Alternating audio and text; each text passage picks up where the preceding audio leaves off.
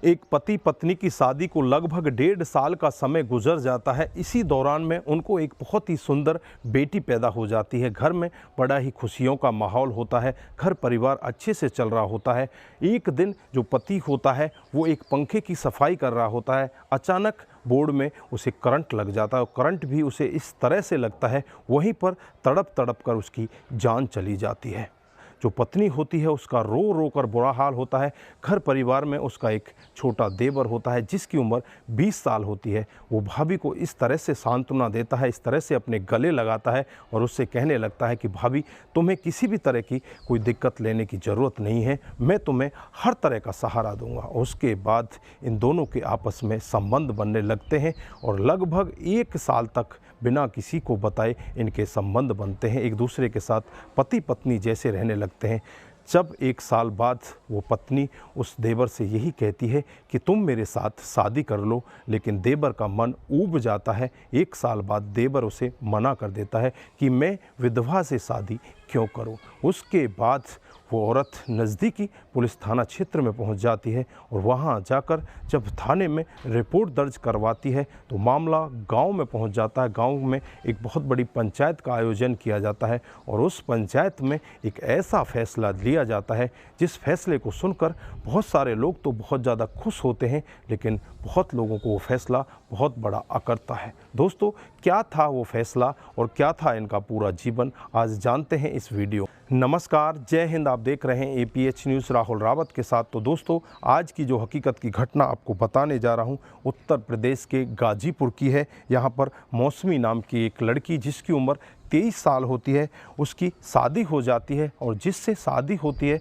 उसका नाम त्रिलोकी होता है। शादी होने के बाद दुल्हन अपनी ससुराल में पहुंच जाती है। लगभग 1 से 1.5 साल का समय ऐसे ही बीत जाता है। इसी दौरान में उनको एक सुंदर बच्ची पैदा हो जाती है और उसके कुछ दिन बाद ही पति की मौत हो जाती है करंट लगने की वजह से। और उसके बाद जो देवर होता है वो अपनी भाभी पर गंदी निगाहें रखने लगता है और भाभी से बातचीत करता है और उससे कहता है कि तुम्हारा मन कैसे लग रहा है, तुम्हारा भाई के बगैर मन कैसे लग जाता है। इस पर जो भाभी होती है वो यही कहती है कि मुझे इस बच्ची के बारे में सोचना होता है, मेरा मन तो नहीं लगता, लेकिन मैं करूं भी तो क्या करूं। इस पर जो देवर होता है अपनी भाभी को मीठी मीठी बातों के जाल में फंसाता है। उससे कहता है कि तुम्हें टेंशन लेने की ज़रूरत नहीं है, मैं भाई की हर ज़रूरत की पूर्ति करूँगा, मैं तुम्हारे साथ में शादी करूँगा। और फिर धीरे धीरे एक दूसरे के इतने करीब आ जाते हैं, बिना अपने घर वालों को बताए एक दूसरे के साथ पति पत्नी जैसे संबंधों में आ जाते हैं, एक दूसरे के साथ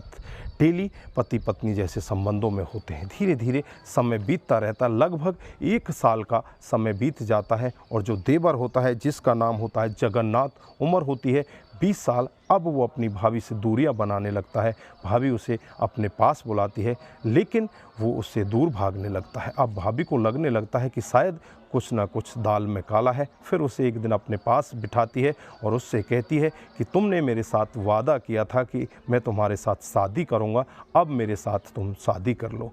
लेकिन वो लड़का उसे साफ मना कर देता है। ना तो इस सब के बारे में उनके घर वालों को पता होता है, ना ही ससुराल पक्ष को पता होता है। ये देवर भाभी आपस में एक दूसरे की रजामंदी से संबंध बनाते हैं, लेकिन जो वादा होता है शादी करने का, देवर उसे निभाने से मना कर देता है। अब भाभी बहुत ज़्यादा परेशान हो जाती है। परेशान होकर नज़दीकी थाना क्षेत्र में पहुंच जाती है और वहां जाकर अपने देवर के खिलाफ मामला दर्ज करा देती है। पुलिस तुरंत ही एक्शन मोड में आती है और देवर जगन्नाथ को अपनी गिरफ्तारी में लेकर उसे पुलिस स्टेशन पहुंच जाती है। इधर घर वालों को, माता पिता को, आसपास के सभी लोगों को इस मामले के बारे में पता चल जाता है। वहां पर एक पंचायत का आयोजन होता है, लोग बाग इकट्ठा हो जाते हैं। गांव के जो पंच होते हैं, मुखिया होते हैं, वो भी वहां पर पहुंच जाते हैं और सभी मिलकर एक फैसला लेते हैं कि इस लड़के ने जो काम किया वो समाज की तरफ से गलत है, इस तरह से इसे नहीं करना चाहिए था। पहले इनकी शादी होनी चाहिए थी, उसके बाद ये पति पत्नी जैसे संबंधों में रह सकते थे। लेकिन इसमें हर्ज भी कोई नहीं है कि अगर इनकी आज भी शादी करा दी जाए तो बहुत ज़्यादा बेहतर होगा, क्योंकि ये इसका सगा देवर है और ये इसकी भाभी है। जो छोटी सी 1 साल की बच्ची है उसे भी सहारा मिल जाएगा, उसे भी पिता का प्यार मिलेगा और इधर ये पत्नी, इसे भी अपना पति मिल जाएगा। वाले और पुलिस वाले मिलकर यही फैसला लेते हैं कि इन इन दोनों की शादी करा दी जाए। फिर जो पुलिस स्टेशन होता है उसी के पास एक मंदिर होता है, मंदिर में इन दोनों की शादी करा दी जाती है और शादी कराने के बाद दुल्हन अपने घर में वापस आ जाती है अपने देवर की बहू बनकर। कुछ लोगों का तो मानना होता है कि ये फैसला बहुत ही उचित रहा, इन दोनों की शादी करा दी गई, क्योंकि इन दोनों की उम्र में भी ज़्यादा डिफरेंस नहीं है, एक छोटी सी बच्ची है,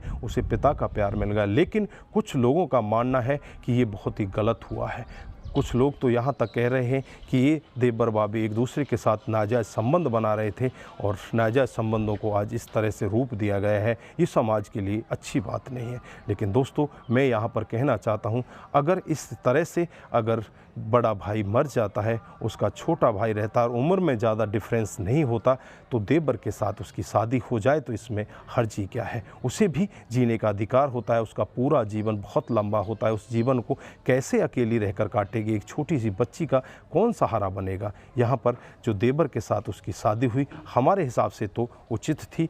अगर देवर की और भाभी की उम्र में बहुत ज़्यादा डिफरेंस होता, अगर भाभी के बच्चे बड़े बड़े होते, 17-18 साल के बड़े बच्चे होते, तो शायद वो फैसला गलत होता। लेकिन यहाँ पर जो फैसला लिया गया हमारे हिसाब से बिल्कुल उचित था। बाकी आपकी जो भी राय है एक बार कमेंट बॉक्स में ज़रूर दीजिएगा। दोस्तों, इस घटनाक्रम को सुनाने का उद्देश्य सिर्फ आपको जागरूक करना है, आपको बताना है कि हमारे समाज में चल क्या रहा है, हमारे समाज में हो क्या रहा है। दोस्तों, आज के लिए बस इतना ही, फिर मिलते हैं किसी नए मूड के साथ। तब तक के लिए आप अपना ख्याल रखें, अपने परिवार का ख्याल रखें, सतर्क रहें, सावधान रहें और ऐसे क्राइम को अपने आसपास ना होने दें। नमस्कार, जय हिंद।